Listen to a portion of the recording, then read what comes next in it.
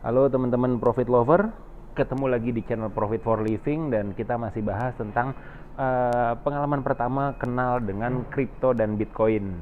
Nah, jadi kalau teman-teman nih yang baru pertama kali masuk ke market kripto dan Bitcoin, mau kenal lebih lanjut tentang market kripto dan Bitcoin atau mau kenal lebih lanjut tentang apa sih itu kripto, apa sih Bitcoin, kenapa orang mau investasi di situ, kenapa orang mau trading di situ. Nah, ini teman-teman perlu baca yang bagian ini nih.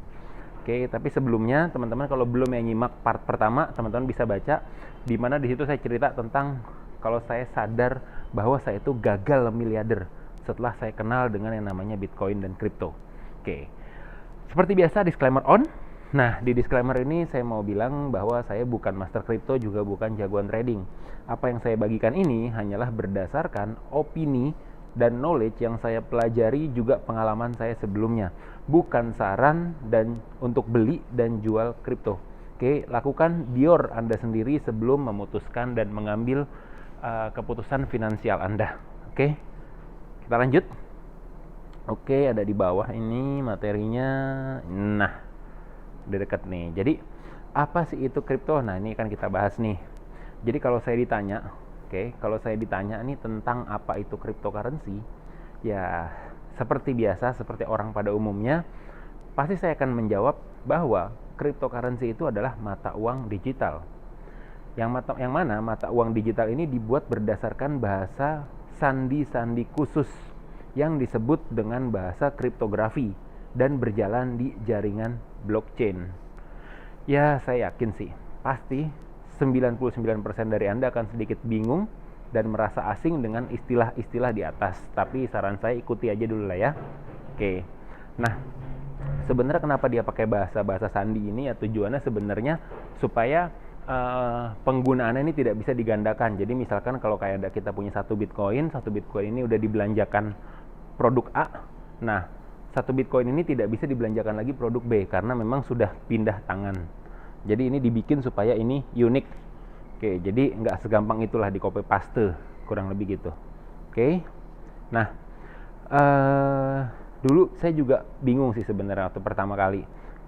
Dan saya baru mulai ngerti setelah menggali lebih lanjut karena ya tadi nih, kalau misalkan dibilang Bitcoin itu dulu tuh itu desentral. Jadi kalau misalkan saya bisa kirim, kalau kayak di konvensional, saya mau kirim uang nih dari saya ke Anda gitu.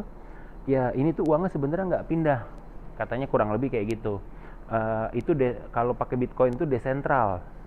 Ya kalau buat saya sih itu bodo amat gitu. Yang penting saya kirim duit ke Anda, ya duitnya nyampe. Dan ketika Anda kirim duit ke saya, duitnya nyampe ke saya dan bisa saya tarik. Makanya dulu kayak decentral finance dan lain-lain itu nggak terlalu penting buat saya. Nah, sampai akhirnya saya mempelajari sendiri. Oke, jadi sebenarnya Bitcoin itu hanya satu dari sekian banyak mata uang digital yang saat ini beredar. Oke, karena Bitcoin itu sendiri mata uang kripto. Oke, jadi Bitcoin itu sendiri adalah mata uang kripto pertama yang berhasil sukses. Nah, jadi sebelumnya ada dong. Yes, sebelumnya ada. Jadi sebelumnya juga ada mata uang digital yang pertama, tapi saya lupa namanya. Itu nggak terlalu sukses karena memang secara teknologi itu ya belum bisa diimplementasi kayak sekarang. Nah, seiring dengan berkembangnya teknologi kripto dan adaptasi dari teknologi blockchain dalam berbagai bidang, nah itu tuh bermunculan nih koin-koin baru dari proyek-proyek yang berjalan di jaringan blockchain. Nah, apa sih maksudnya Mas jaringan blockchain? Jadi simpelnya gambarannya gini, ini saya pakai analogi gambar ini ya. Kalau kita punya website, kita punya web atau kita punya aplikasi, nah itu kan biasanya kita akan taruh di namanya server. Oke. Nah, jadi misalkan saya punya aplikasi ditaruh server, Anda punya aplikasi taruh di server, si A punya aplikasi taruh di server, siapapun itu punya aplikasi naruhnya di server, punya web naruhnya di server. Terus kemudian ketika orang-orang mau mengakses web kita atau mengakses aplikasi kita, server ini akan membagikan datanya itu ke orang-orang tadi. Jadi semuanya tuh porosnya ada di sini. Oke. Nah, bedanya dengan jaringan yang namanya jaringan blockchain itu, jadi ketika kita punya web atau kita punya aplikasi, nah web dan aplikasinya itu ditaruh di server. Cuma servernya itu bukan satu kayak begini. Tapi banyak servernya, kurang lebih kayak gini. Nah servernya ini juga bentuknya adalah komputer-komputer rumahan atau komputer-komputer peer-to-peer lah ya. Jadi itu tuh dibagi-bagi. Misalkan kita naruh kita punya aplikasi atau web ditaruh di server ini. Nah, itu tuh disebar ke beberapa jaringan komputer yang mana semua jaringan komputer rumahan ini saling terhubung.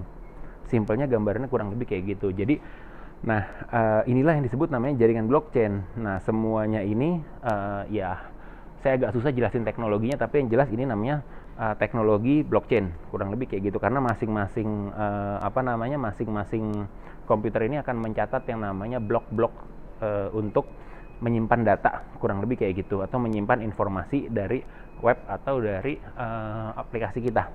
Oke, simpelnya kurang lebih kayak gitu. Jadi istilahnya saya ulang, kalau misalnya kita punya web atau aplikasi, sebelumnya kita simpen di server biasa kayak begini.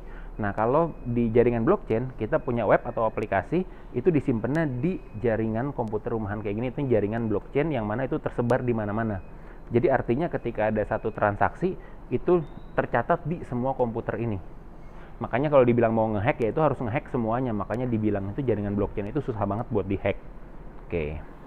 Nah, perkembangan hal ini mengundang optimisme dari kita-kita ini untuk investasi di koin kripto dengan proyek-proyek yang menarik. Oke. Ya, proyek-proyek yang menarik gimana sih ya? Maksudnya tuh proyek-proyek yang memang bisa membawa solusi, untuk masyarakat banyak, untuk orang banyak, hingga akhirnya kita menilai koin kripto ini layak dinilai sebagai sebuah aset yang bernilai dan dapat dipercaya.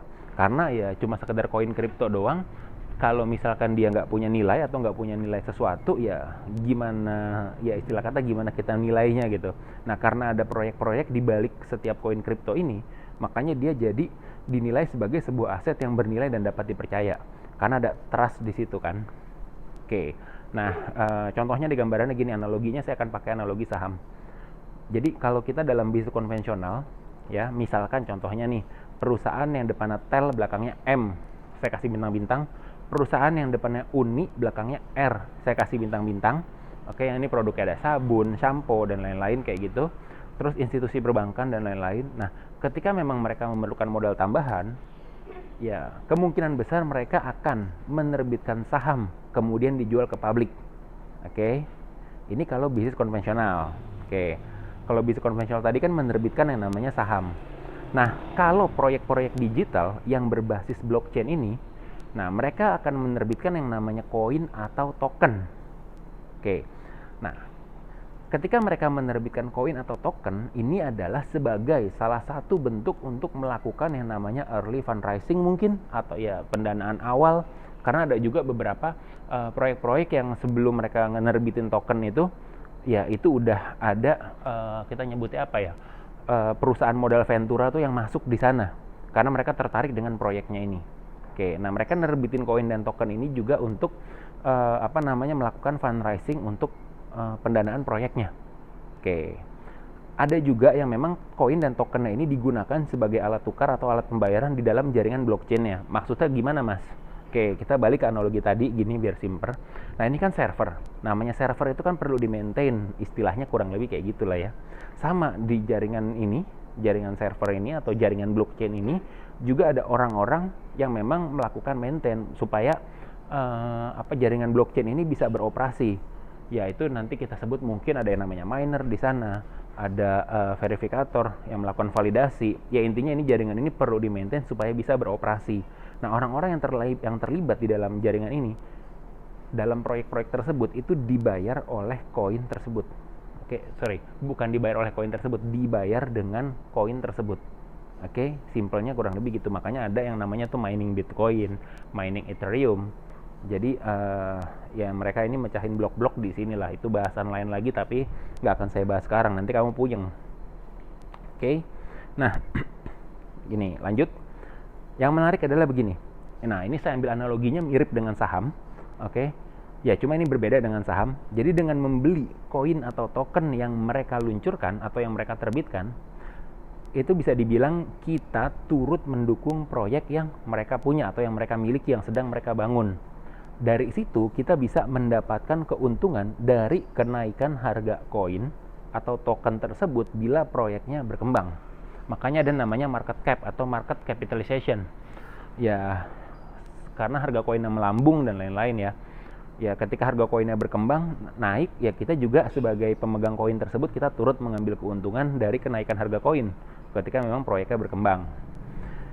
Nah, tapi sama nih seperti halnya saham.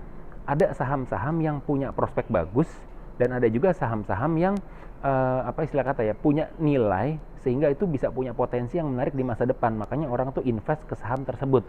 Ya, saya nggak usah sebut ya beberapa nama sahamnya. Oke, tapi yang jelas ada juga nih yang sebaliknya. Kalau tadi saham yang menarik, kalau ini yang sebaliknya itu adalah saham-saham yang kurang bagus dan seringkali disebut sebagai saham gorengan. Oke. Nah, ini saham-saham yang ya you know lah, nggak usah saya bahas. Oke. Nah, hal ini juga berlaku dalam koin atau token kripto. Oke. Ada koin-koin yang sering disebut sebagai namanya koin micin atau bahkan shit coin. Nah, ini koin-koin yang ya apa ya bahasanya, yang rentan lah ya. Saya nggak tahu, mungkin proyeknya cuma sekedar abal-abal, mungkin proyeknya cuma sekedar apa namanya, ya cuma sekedar copy paste, banyak lah ya faktornya. Ya meskipun ada juga yang tadinya koin micin itu beralih jadi koin ya koin yang lebih bagus lah, jadi altcoin kurang lebih kayak gitu. Nah, jadi gini, meskipun kripto ini beda dengan saham, tapi harapan saya nih dengan analogi di atas itu membantu teman-teman jadi lebih mudah untuk memahami tentang apa itu cryptocurrency atau mata uang digital. Jadi apakah itu cuma mata uang iseng-isengan doang? Ternyata enggak. Jadi memang biasanya itu di belakangnya ada project-projectnya tadi. Oke, nah sampai saat ini atau sampai di sini kemungkinan besar teman-teman masih bingung apa sih yang dimaksud dengan proyek-proyek kripto.